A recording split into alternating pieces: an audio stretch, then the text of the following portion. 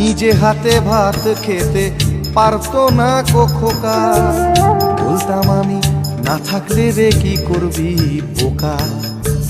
ঠোঁট ফুলিয়ে কাঁদতো খোকা আমার কথা শুনে। খোকা বোধহয় আর কাঁদে না, নেই বুঝি আর মনে।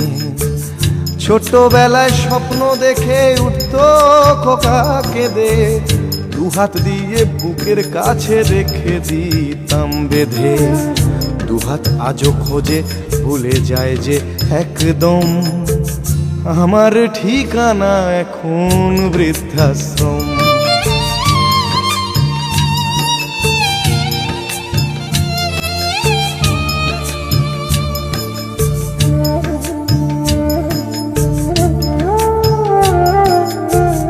খোকারও হয়েছে ছেলে, 2 বছর হলো।